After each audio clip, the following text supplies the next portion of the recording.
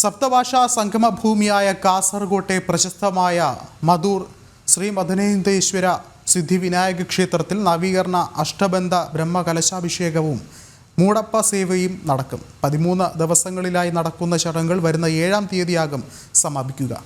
ക്ഷേത്രത്തിലെ പ്രധാനപ്പെട്ട ചടങ്ങായ മൂടപ്പ സേവ ഇന്ന് രാത്രിയോടെയാകും നടക്കുക. കൂടുതൽ വിവരങ്ങളുമായി മിഥുൻ പിള്ള ചേരുന്നുണ്ട്. മിഥുൻ, എത്രത്തോളം ഭക്തിസാന്ദ്രമാണ് ഇന്നത്തെ ചടങ്ങുകളൊക്കെ?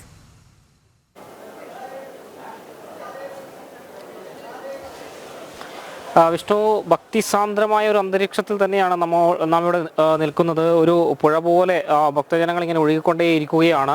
അത്രയധികം പേരാണ് ഈ ക്ഷേത്രത്തിലേക്ക് ഈ ഒരു മഹോത്സവത്തിൻ്റെ ഭാഗമാകാൻ എത്തിക്കൊണ്ടിരിക്കുന്നത്.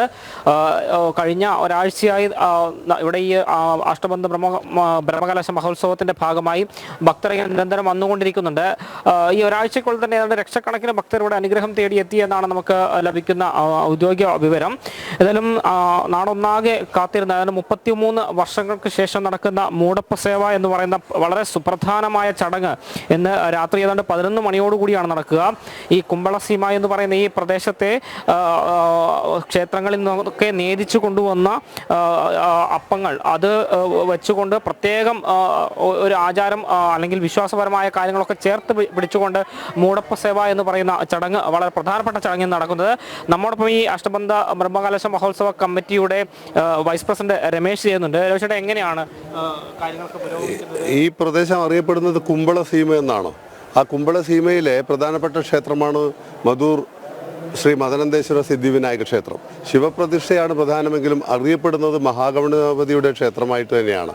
ഉത്തരേന്ത്യയിൽ തന്നെ അറിയപ്പെടുന്ന ക്ഷേത്രം, ദക്ഷിണേന്ത്യയിലെ പ്രധാനപ്പെട്ട ക്ഷേത്രം. ആ ക്ഷേത്രത്തിൻ്റെ പുനഃപ്രതിഷ്ഠ ബ്രഹ്മകലശോത്സവ മൂടപ്പ സേവ പരിപാടികൾ 27-ാം തീയതി മുതൽ, കഴിഞ്ഞ മാസം 27-ാം തീയതി മുതൽ ആരംഭിച്ച് ഏപ്രിൽ മാസം 7-ാം തീയതി രാവിലെയോടെ സമാപിക്കുകയാണ്. ഇന്ന് 10ാമത്തെ ദിവസമാണ്.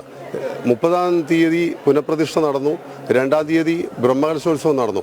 ഇന്ന് പ്രധാനപ്പെട്ട ഗണപതിയുടെ വഴിപാടായ മൂടപ്പ സേവ നടക്കുകയാണ്. ഓരോ ദിവസവും ലക്ഷക്കണക്കിന് ഭക്തജനങ്ങളാണ് ഇവിടെ ഒഴുകിയെത്തുന്നത്. ഈ ക്ഷേത്രത്തിനോടുള്ള വിശ്വാസമാണ് അത് തെളിയിക്കുന്നത്. ഈ പ്രദേശത്ത് വീടുകളിൽ എന്ത് ശുഭകാര്യമുണ്ടായാലും ആദ്യം ഗണപതിയെ, മധൂർ ഗണപതിയെ പ്രാർത്ഥിച്ചുകൊണ്ടാണ് എല്ലാ ശുഭകാര്യങ്ങളും ഇവിടെ നടക്കുന്നത്.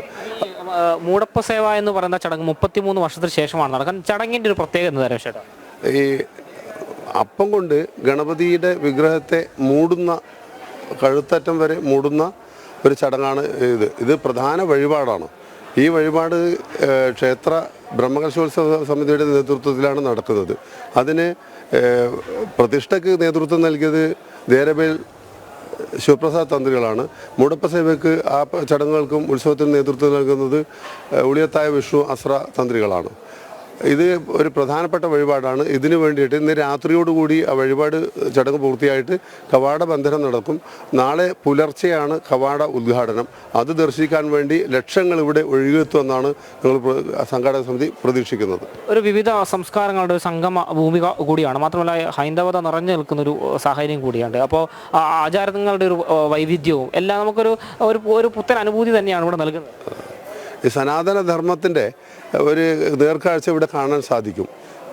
പലരും ആവർത്തിച്ച് പറഞ്ഞത് മഹാകുംഭമേളയുടെ ഒരു പ്രതീതി ഇവിടെ എത്തുമ്പോൾ ഉണ്ടാകുന്നു എന്നുള്ളതാണ്.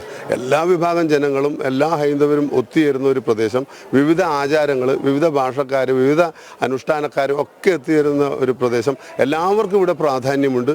എല്ലാവരും ഒന്നിനൊന്ന് അവരുടെ അഹമികയ അവരുടെ കഴിവിനനുസരിച്ച് പ്രവർത്തിക്കുന്നുണ്ട്. ഒരു വിഭാഗത്തെയും അല്ലെങ്കിൽ ഏത് ആചാരവും ഇവിടെ അംഗീകരിക്കപ്പെടുന്ന ഒരു ക്ഷേത്രമാണ് മധൂർ എന്നുള്ളത്. അതാണ് അതിൻ്റെ പ്രാധാന്യം. ചേട്ടാ, അതിലും ഒരു സംഘാടന മികവിൻ്റെ ഒരു പ്രത്യേകത തന്നെയാണ്. എവിടെയും ഒരു തിരക്കില്ലാതെ ലക്ഷക്കണക്കിന് ഭക്തർ ഇങ്ങനെ ഒഴുകിക്കൊണ്ടേയിരിക്കുന്നു. അതുതന്നെയാണ് ഈ ക്ഷേത്രത്തെ സംബന്ധിച്ച് വളരെ വലിയൊരു പ്രത്യേകത ഉള്ള ഒരു കാര്യം എന്ന് പറയുന്നത്. ഏതായാലും ഇന്ന് രാത്രിയോടുകൂടിയാണ് ഈ ക്ഷേത്രത്തിലെ പ്രധാനപ്പെട്ട ചടങ്ങായ മൂടപ്പ സേവ നടക്കുന്നത്. അത് ദർശിക്കാനായി ലക്ഷക്കണക്കിന് ഭക്തർ ഇന്ന് രാത്രിയോടുകൂടി ക്ഷേത്രത്തിലേക്ക് എത്തുമെന്ന് തന്നെയാണ് പ്രതീക്ഷിക്കുന്നത്. ഇന്ന് ഈ മൂടപ്പ സേവ നടത്തിയ ശേഷം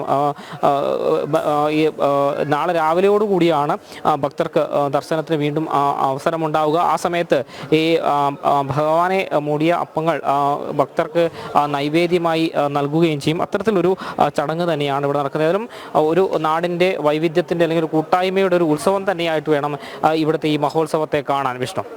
ശരി, മിഥുനാണ് വിവരങ്ങൾ നൽകിയത്.